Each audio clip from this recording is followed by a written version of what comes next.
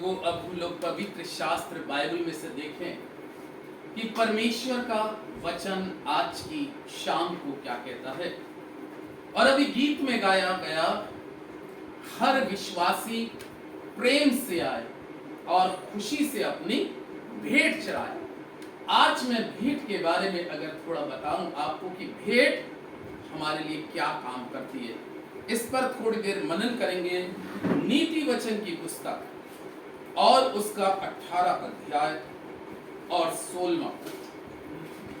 यहां पे परमेश्वर का वचन इस प्रकार से कहता है कि भेंट मनुष्य के लिए मार्ग खोल देती है और उसे बड़े लोगों के सामने पहुंचाती है। यह परमेश्वर का पवित्र वचन है। परमेश्वर इस पर आशीष दे। सुलेमान जो इस पुस्तक का लेखक हुआ, यानी कि वो सुलेमान जिसके बारे में परमेश्वर का वचन में लिखा है कि एक बहुत ही बुद्धिमान शख्स हुआ और जिसको खुदा ने स्पेशल बुद्धि का वरदान दिया था। और बाइबल में लिखा है कि जब ये खुदा की हुजूरी में जब गया था, जब इसने उस भवन को बनाया तो लिखा उस समय की लॉ विधि क्या थी कि बैल को चढ़ाना, मेढ़ों को चढ़ाना। लिखा इसने इतने भेंटे अपने खुदा के आगे रखी कि खुदा इससे क्या हो गया था, प्रसन्न हो गया था। क्योंकि सुलेमान जो भेंटों को चढ़ा रहा था, सबसे बड़ी बात है वो ये जानकर कर रहा था कि मैं ये भेंट जो चढ़ा रहा हूं अपने जिंदा खुदा को चढ़ा रहा हूं। और बाइबल लिखा है कि उसकी भेंटों को देखकर, और वो भी खर्च के साथ चढ़ाई हुई भेंटों को देखकर, परमेश्वर का जीवित और पवित्र वचन हमें इस प्रकार से बतलाता है कि कलाम में लिखा है कि क्या हुआ कि परमेश्वर उसकी भेंटों से क्या होता है, बहुत अत्यंत प्रसन्न होता है। तो मेरा कहने का तात्पर्य इस वचन के अनुसार यह है कि जब हम अपने जीवन के अंदर में परमेश्वर को किसी भी प्रकार की, कोई सी रूप की, चाहे मैं और आप अपने जीवन के अंदर में परमेश्वर को आराधना स्तुति की भेंट चढ़ा रहे हैं, चाहे हो सकता है किसी को खिलाने की भेंट प्रभु में चढ़ा रहे हैं, या हो सकता है कि हम अपने दान की भेंट चढ़ा रहे हैं, लेकिन सारी भेंटों का निचोड़ एक चीज आती है कि कुरिन्थियों में बाइबल में लिखा है कि हर से चढ़ाने वाली भेंट से परमेश्वर क्या होता है, प्रसन्न होता है। सबसे बड़ी बात, सुलेमान ने जो परमेश्वर के आगे जो भेंट चढ़ाई, बाइबल लिखा है कि भेंट इंसान के लिए मार्ग खोलती है, रास्ते खोलती है। और बाइबल लिखा है कि भेंट आपकी चढ़ाई हुई इंसान को कहां तक ले जाती है, ऊंची जगह। कहां तक पहुंची, परमेश्वर का कलाम कहता है कि सुलेमान की भेंट जो थी, परमेश्वर का वचन इस प्रकार से कहता है कि खुदा के पास तक पहुंची। हालेलुया। तभी तो बाइबल में लिखा है कि सुलेमान की भेंट से परमेश्वर जब प्रसन्न हो गया तो कलाम में लिखा है कि तब उसने उससे कहा कि जो कुछ तू मांगे मैं तुझको दूंगा। कितनी मुबारक बात है कि उसने अपनी भेंटों के द्वारा अपने परमेश्वर को प्रसन्न किया। क्यों प्रसन्न किया? क्योंकि उसने ये जानकर किया कि जो ये काम मैं कर रहा हूं किसी इंसान के लिए नहीं, परंतु किसके लिए कर रहा हूं, परमेश्वर के लिए। तो अजीजों, जब मैं और आप अपने जीवन का जो समय जो अपने परमेश्वर के साथ, चाहे कोई से भी पहर में आप परमेश्वर को अपनी भेंट चढ़ा रहे हो, इसलिए कलाम में लिखा है सबोदेशक की पुस्तक में कि भोर को भी अपनी भेंट चढ़ा और सांझ को भी अपनी क्या चढ़ा, भेंट चढ़ा।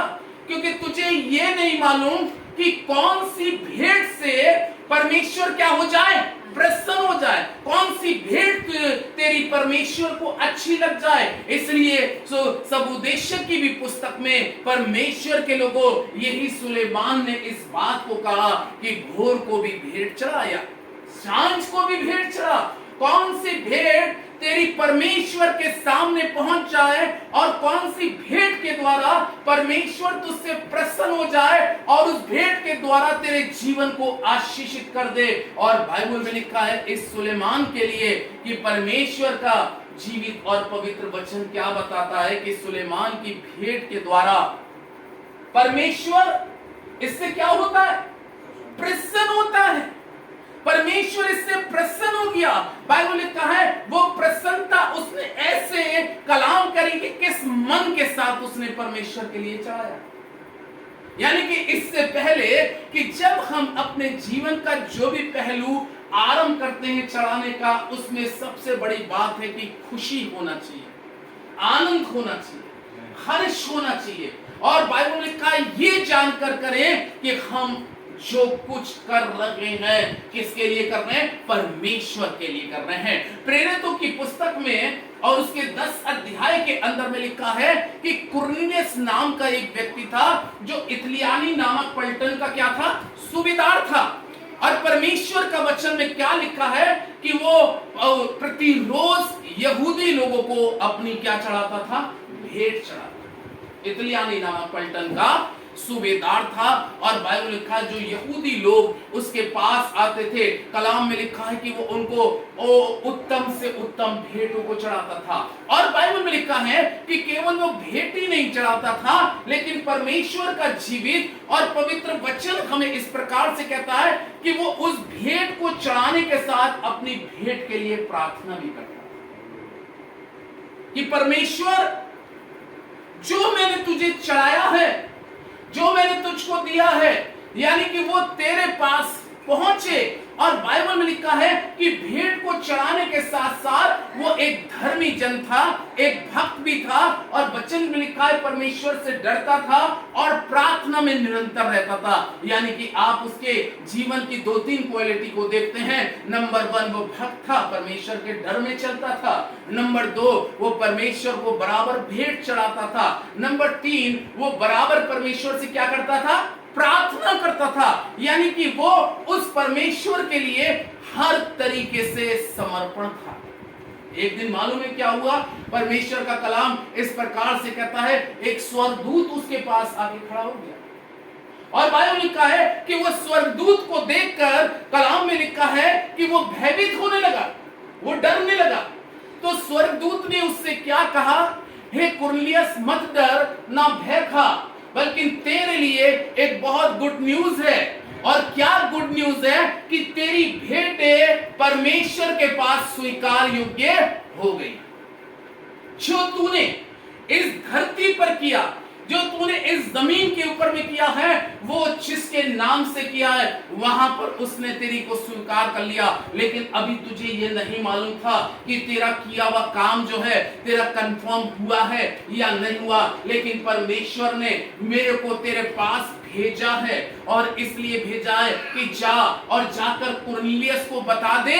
और क्या बता दे? कि तेरी भेंट क्या हो गई? स्वीकार योग्य हो गई, तेरी प्रार्थना ग्रहण योग्य हो गई। परमेश्वर के लोगों, हाँ ये बात सच है कि भेंट मनुष्य के लिए मार्ग खोलती है और उसको ऊंचाई तक पहुंचाती है। मैं आपकी उसकी भेंट के बारे में बताऊं, उसकी भेंट सुलेमान की जमीन तक ही सीमित नहीं रही, कुरनेलियस की भेंट जमीन तक ही सीमित नहीं रही। और बाइबल इस प्रकार से कहती है, मरकुस 12 के अंदर में वचन में लिखा है कि जब यीशु मसीह एक मंदिर के अंदर में थे, कलाम में लिखा है, और मंदिर के समय वचन में लिखा है कि एक समय आया कि लोग आकर अपनी भेंटों को क्या कर रहे थे?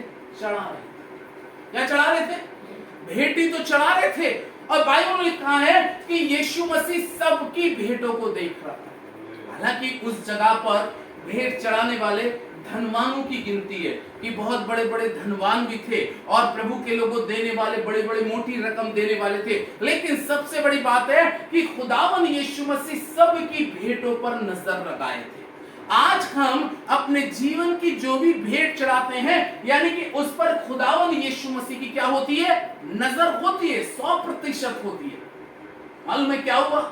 लोग आके चढ़ाने लगे। तब प्रभु यीशु मसीह ने क्या कहा अपने शिष्यों से?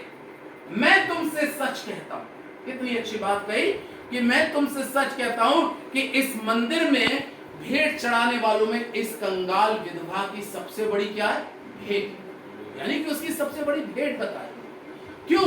वो प्रभु के लोगों इस बात को लेकर शिष्य शायद हो सकता है अचंभित होने लगे हों, क्योंकि जब शायद उस विधवा को, और वो भी कंगाल है, तो उसको देख के सोचते होंगे, क्योंकि यहाँ पे तो बड़े बड़े रईस और बड़े बड़े मालदार बैठे हैं, लेकिन प्रभु यीशु मसीह कह रहे हैं इस विधवा ने सबसे ज्यादा डाला।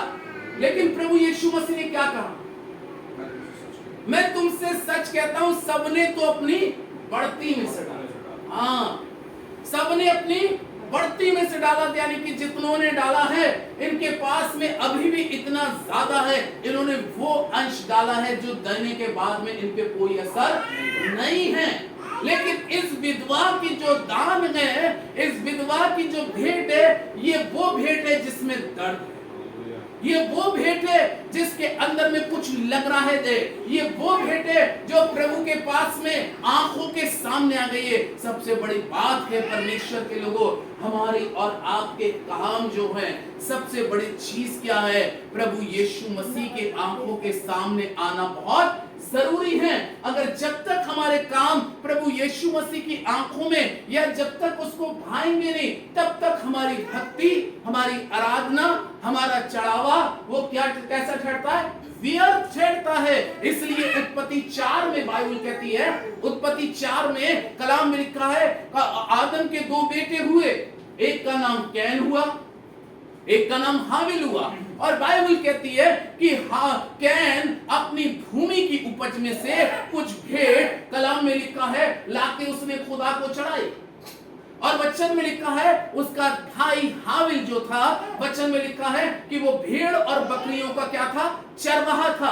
और वचन में लिखा है कि वो अपनी भेड़ बकरियों के पहलौटे, यानी कि उत्तम भेंट लेके आया, बेस्ट उत्तम भेंट लेके आया। कलाम में लिखा है दोनों ने आके चढ़ाई, लेकिन परमेश्वर का वचन क्या कह रहा है? कंफर्म किसकी हुई? वचन में लिखा है परमेश्वर ने कहा हाबिल और उसकी भेंट को तो क्या परमेश्वर ने कर लिया? ग्रहण कर लिया। और कैन की भेंट को क्यों नहीं ग्रहण किया?